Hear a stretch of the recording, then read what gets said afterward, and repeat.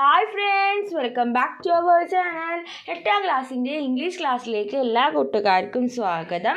അപ്പോൾ നമുക്ക് എല്ലാവർക്കും ഓണം എക്സാമാണ്. അപ്പോൾ അതിൻ്റെ ഒരു പ്രീവിയസ് ഇയർ, അതായത് കഴിഞ്ഞ പ്രാവശ്യം ചോദിച്ചിട്ടുള്ള ഒരു ക്വസ്റ്റ്യൻ പേപ്പറാണ് നമ്മൾ ഡിസ്കസ് ചെയ്യുന്നത്.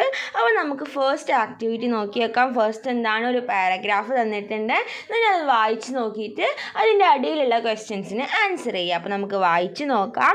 My first impression was that I was utterly alone in the middle of the ocean. The ship plunged into an abyss and disappeared.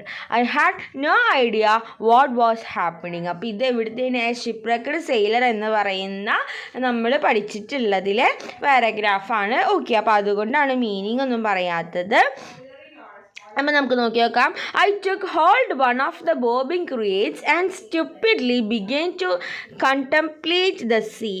It was a perfectly clear day, except for the choppy waves produced by the wind and the cargo scattered across the surface.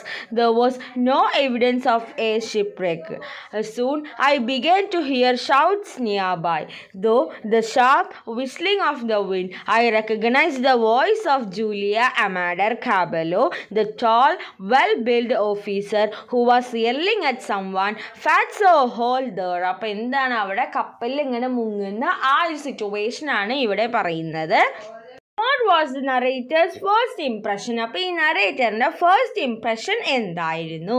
The narrator's first impression was that he was alone in the middle of the ocean. അപ്പോൾ ആദ്യത്തെ impression എന്ന് പറയുന്നത് ഈ narrator മാത്രം alone ആണ് ഈ ഓഷ്യനിൽ എന്നതായിരുന്നു. ഇനി what happened to the ship? ഷിപ്പിന് എന്ത് പറ്റി? The ship plunged into an abyss and disappeared. Okay, അപ്പോൾ ഇതൊക്കെ ആ പാരഗ്രാഫിൽ ക്ലിയർ ആയി കൊടുത്തിട്ടുണ്ട്. ജസ്റ്റ് ഇങ്ങോട്ട് എടുത്ത് എഴുതിയാൽ മാത്രം മതി. ഇനി മൂന്നാമത്തെ question, describe the physical appearance of Julio Amandor Carabello. അപ്പോൾ എന്താണ് ജൂലിയോ അമാൻഡർ കാരാബെല്ലോയുടെ ഫിസിക്കൽ അപ്പിയറൻസ് എങ്ങനെയാണ്? Carabello was a tall well build officer. Okay, next fourth question, find out the word which means spread randomly. Spread randomly എന്ന meaning വരുന്ന word ഏതാണ്? Scattered. ഇനി അടുത്തത്, what kind of day was it? അത് എങ്ങനത്തെ day ആയിരുന്നു? It was a perfectly clear day. അപ്പോൾ അത് പെർഫെക്റ്റ് ആയിട്ടുള്ള ഒരു ക്ലിയർ ഡേ ആയിരുന്നു. ഓക്കെ, ഇനി എന്താ, ഇനി ക്വസ്റ്റ്യൻ 6 to 9 ആണ്. അതെന്താ, ഫ്രം എ റെയിൽവേ കാരേജ് എന്ന് പറയുന്ന പോമിലെ കുറച്ച് ലൈൻസ് കൊടുത്തിട്ടുണ്ട്. അത് വായിച്ചു നോക്കിയിട്ട് അതിൻ്റെ അടിയിലുള്ള ക്വസ്റ്റ്യൻസിന് ആൻസർ ചെയ്യാം. ഇനി അടുത്തത് എന്താണ്, ആ പോം നമുക്ക് വായിച്ചു നോക്കാം. Faster than fairies, faster than witches, bridges and houses, hedges and ditches, and charging along like troops in a battle, all through the meadows, the horse and cattle, all of the sides of the hill and the plain, fly as thick as diving rain, and ever again in the wink of an eye, painted stations whistle by. Okay, അപ്പോൾ ഇനി എന്താണ്, ഇനി കുറച്ച് questions കൊടുത്തിട്ടുണ്ട്. What is the poem about? ഈ പോം എന്തിനെ കുറിച്ചിട്ടാണ്?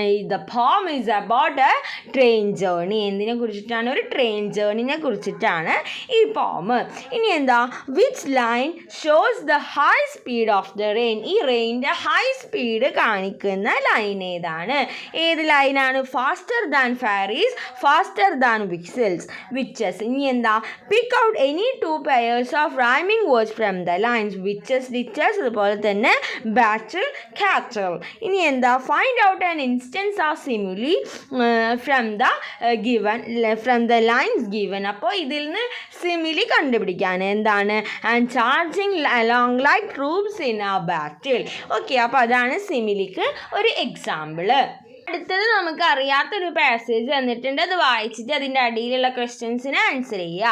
Once Akbar gifted a very precious necklace to his queen which she kept safely in her room. But unfortunately one day the necklace was misplaced and the queen was unable to locate it. Then Akbar came to know that not only the necklace but also a few other precious things have gone missing in the past few days from his palace. Unable to resolve the situation, he asked Birbal to help. Birbal brought along a friend of his, a magical donkey, to solve the mystery. He asked each suspect to go along in the tent and hold the donkey's tail, and if the person was thief, the donkey would identify him and give him a good kick. Everyone followed Birbal's instruction other than the thief. As Birbal had sprayed a powerful scent on donkey's tail, and the thief avoided touching the donkey's tail out of fear, he was finally caught. അപ്പോൾ ഒരു കള്ളനെ ബീർബൽ പിടിച്ച കഥയാണ് ഇവിടെ പറയുന്നത്. ഇനി നമുക്ക് നോക്കി നോക്കാം. What did Akbar gift to his queen? ക്വീന് എന്താണ് അക്ബർ ഗിഫ്റ്റ് ചെയ്തത്? Akbar gifted a very precious necklace to the queen. അപ്പോൾ ഒരു നല്ല പ്രഷ്യസ് ആയിട്ടുള്ള ഒരു നെക്ലേസ് ആണ് ക്വീനിന് കൊടുത്തത്. Hmm did Akbar ask for help? അപ്പോൾ ആരിനെയാണ് അക്ബർ ഹെൽപ്പിന് വേണ്ടി വിളിച്ചത്? Akbar asked Birbal for help. Who was Birbal's friend? അപ്പോൾ ബീർബലിൻ്റെ ഫ്രണ്ട് ആരാണ്? Birbal's friend was a magical donkey. ഒരു ഡോങ്കിയാണ് ആര്? നമ്മുടെ ബീർബലിൻ്റെ ഫ്രണ്ട്. ഇനി what did Birbal ask each suspect to do? അപ്പോൾ ഓരോ സസ്പെക്റ്റിനോടും എന്ത് ചെയ്യാനാണ് ബീർബൽ ആവശ്യപ്പെട്ടത്? എന്താണ്? Birbal asked each suspect to go alone in the tent and hold the donkey's nail. ടെൻറ്റിലേക്ക് ഒറ്റയ്ക്ക് പോയിട്ട് ഡോങ്കിയുടെ ടെയിൽ പിടിക്കാനാണ് പറഞ്ഞത്. ഇനി എന്താ? Give a suitable title to the story. അപ്പോൾ ഈ കഥയ്ക്ക് ഇതുമായി ബന്ധപ്പെട്ട് ഏതെങ്കിലും ഒരു ടൈറ്റിൽ കൊടുക്കുക. Birbal and his friend. Okay, ഇനി നമുക്ക് നെക്സ്റ്റ് ആക്ടിവിറ്റി എന്താണെന്ന് നോക്കി നോക്കാം. അപ്പോൾ ഇനി നമുക്ക് പാരഗ്രാഫ് ടൈപ്പ് ക്വസ്റ്റ്യൻസ് ആണ്. ഡയറി എഴുതുക, ലെറ്റർ എഴുതുക, അങ്ങനത്തെ ക്വസ്റ്റ്യൻസ് ആണ്. അതുപോലെ പ്രൊഫൈൽ തയ്യാറാക്കുക.